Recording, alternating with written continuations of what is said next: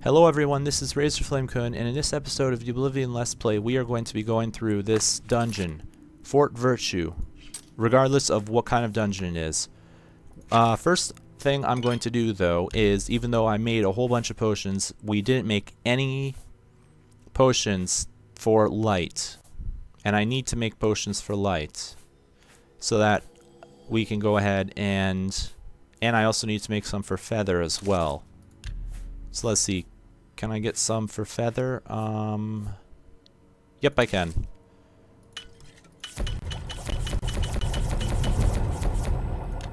There we go. We made a bunch of feather, and now we need to go ahead and make a bunch of light potions. Light is actually not that common of a effect.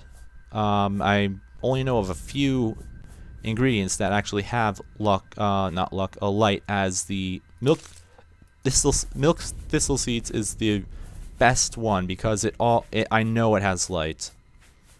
And imp gall also has light, but apparently what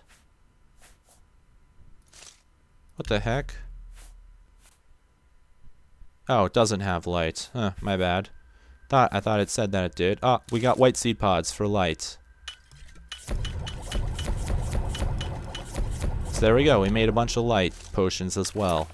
So now we are all set. There's the feather potions. And there are the light potions. So I'm going to go ahead and cast one of these light potions to get us started. I believe we have not explored this dungeon at all, and I'm right. So let us go through this dungeon now. I'm not sure what to expect because I don't believe I've ever gone through this dungeon before. Looks like this is an undead. This is an undead dungeon. Undead dungeons are not that great for loot. Yeah, they're not that good for loot. I mean, you can there is a possibility of finding some good loot, but usually you don't find any good loot. And you also find these faded wraiths, sorry, my bad, which actually drop ectoplasm, which is a pretty good ingredient for alchemy. It looks like there's a trap right there, so I'm gonna go around. Oh, there's a trap right there too. Don't get hit by those because those things will deal a lot of damage to you. However, I believe, yep, I can jump over them. And when we go over here, we get some coffins with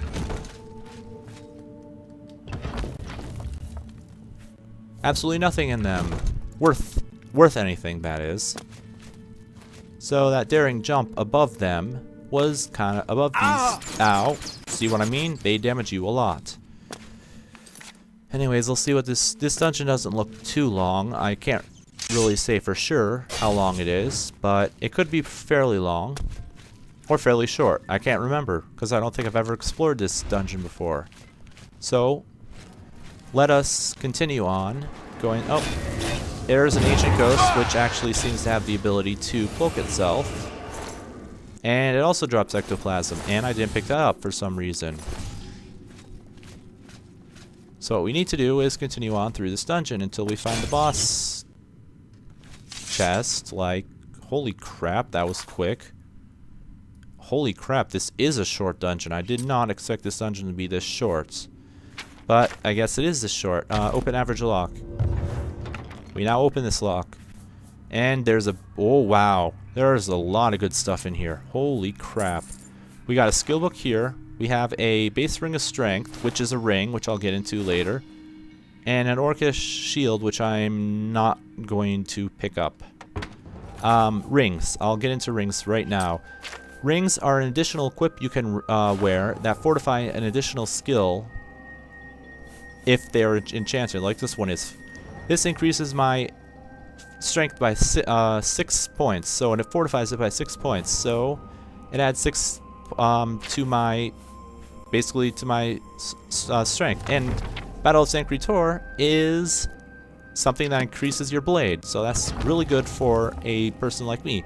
And over here we find even more good stuff. We find an elven battle axe, which is the light version, the light armor that we can find in this, that we can find now. And in here, as if that wasn't enough, there's even more good stuff. So this place actually had some really decent items at the end.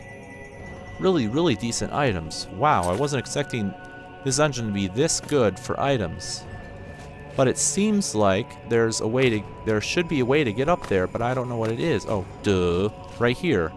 We can go up here and find another chest with a lockpick, 25 gold, and a card. And then we can go over here to get back to the entrance. So that was a really short dungeon. An undead dungeon, nonetheless, but really, really short. And I believe well worth the time I spent getting down here. And the skeleton hero is a new type of skeleton with much more health and is wielding a bow, as you could obviously tell. And there's some potions in here, I'm not going to pick them up, and another chest which looks like it'll have some other decent, well, semi-decent equipment in it. And that's the entire dungeon. One floor, one zone, I mean. Really easy dungeon. And it only took a couple of minutes to complete. So if you're looking for a really easy dungeon to get some decent loot in, this would be a great dungeon to explore. I was hoping for a conjurer dungeon, but I'll take this dungeon as well because of how good it's been to me. It was actually a really good dungeon in terms of items that I got. I got another skill book, which is awesome. So anyways, now that we've gone that, I think it's time that we go ahead and do more exploration on the overworld. Seeing as there are still a ton more map markers that we have to go and find. I actually do believe that there is a Nern route down here somewhere. Unless I already picked it up, and maybe that's starting to look like a really, yeah, it's starting to look like a really good possibility. Anyways, go ahead, kick his ass. Yeah, one shot can easily take him down. And there were some ingredients over here, so I'm not giving up on getting ingredients.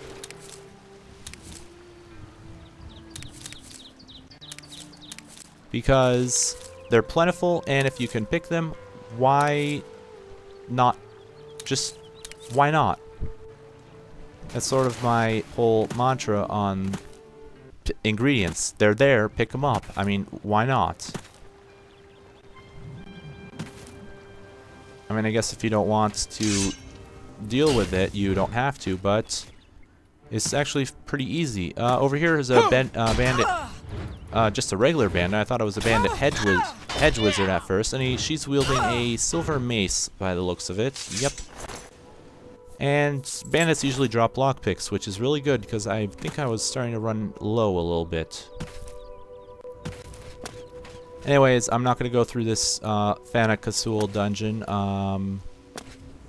Definitely not something that I want to do. And another thing I don't want to do is try and find that Ring of Destruction that is somewhere laying somewhere on the bottom of this place.